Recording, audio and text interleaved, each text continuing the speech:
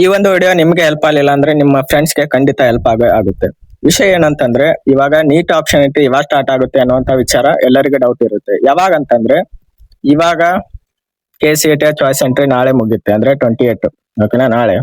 ಇದಾದ ನಂತರ next procedure ಏನಿರುತ್ತೆ ಅಂತಂದ್ರೆ ನಿಮಗೆ ಸೀಟ್ ಮ್ಯಾಟ್ರಿಕ್ಸ್ ಕೂಡ ಬಿಡ್ತಾರೆ. BMS, BHMS, ಡೆಂಟಲ್ ಓಕೆನಾ, MBBS ಇದೆಲ್ಲ ಕಾಲೇಜ್ಗಳನ್ನ ಸೀಟ್ ಮ್ಯಾಟ್ರಿಕ್ಸ್ ಬಿಟ್ಟ ನಂತರ ನಿಮ್ಮ ಒಂದು ಆಪ್ಷನ್ ಎಂಟ್ರಿ ಸ್ಟಾರ್ಟ್ ಆಗುತ್ತೆ. ಆಪ್ಷನ್ ಎಂಟ್ರಿ ಸ್ಟಾರ್ಟ್ ಆಗೋ ಮುಂಚೆ ನೀವು ವೆರಿಫಿಕೇಶನ್ ಸ್ಲಿಪ್ ಅನ್ನ ಡೌನ್ಲೋಡ್ ಮಾಡಬೇಕು.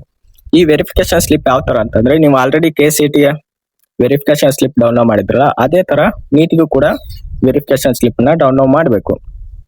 ಈ ವೆರಿಫಿಕೇಶನ್ ಸ್ಲಿಪ್ ಅಲ್ಲಿ ನಿಮ್ಮ ನೀಟ್ ಸ್ಕೋರ್ ಆಗಿರ್ಬೋದು, ಆಲ್ ಇಂಡಿಯಾ ರ್ಯಾಂಕ್ ಆಗಿರ್ಬೋದು, ಅದೇ ರೀತಿಯ ಕ್ಯಾಟಗರಿ ರ್ಯಾಂಕು ಎಲ್ಲ ಆ ವೆರಿಫಿಕೇಶನ್ ಸ್ಲಿಪ್ ಅಲ್ಲಿ ಇರುತ್ತೆ.